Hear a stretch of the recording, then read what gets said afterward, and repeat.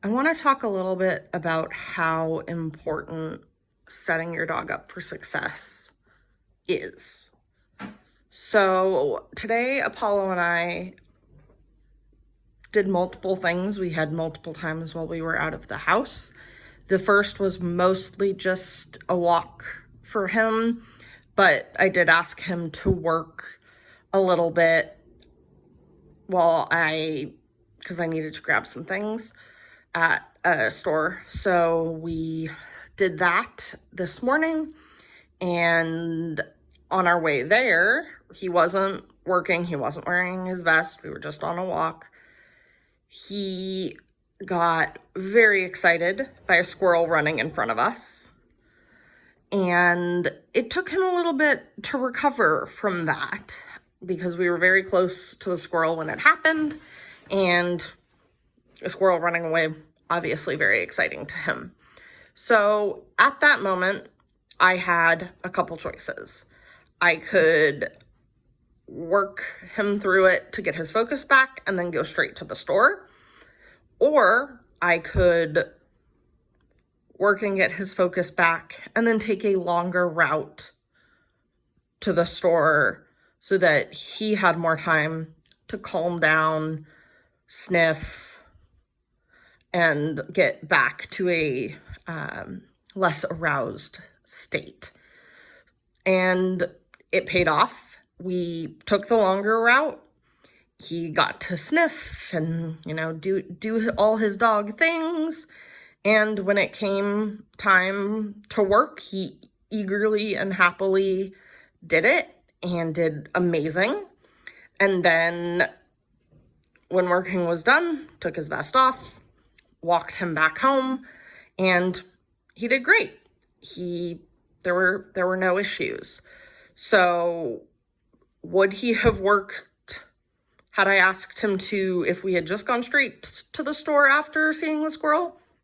Yeah, he is a service dog. He knows his job and he does it well. Would he have been in the state to be the most successful in working and doing what I asked? No. He probably would have still been a little bit aroused, and it probably would have made him working as seamlessly as he did more difficult. So that was this morning.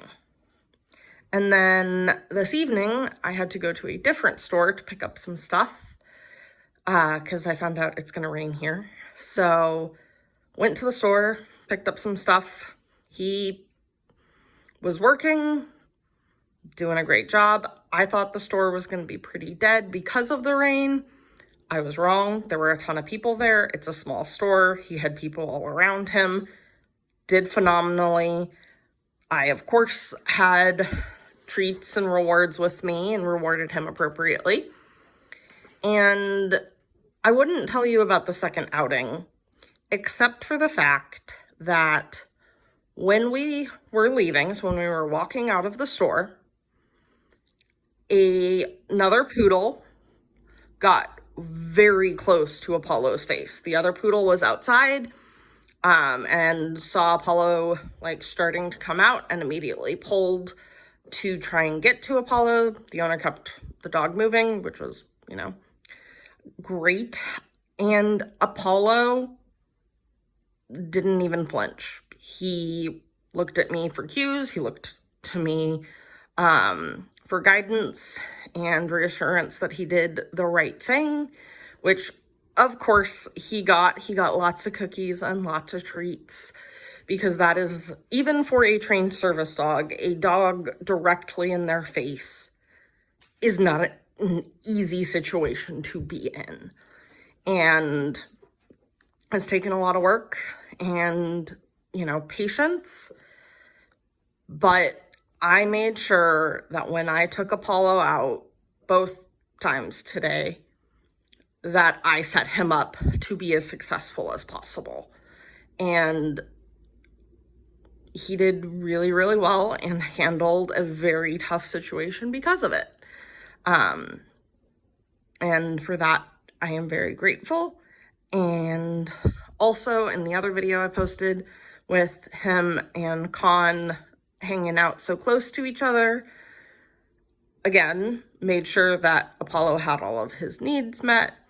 He was in a fairly calm, able to think through his decisions mood before I let him and Con interact. And they've been doing great. Con's been on my lap. Apollo has been, at my feet. I have put Apollo in the X-Pen for a little bit so that he can get more used to Con being on my lap and getting more pets and having my focus be more on Con than it is on him. But we are doing both of those. So that is my little plug for setting your dog up for success. Have a great weekend.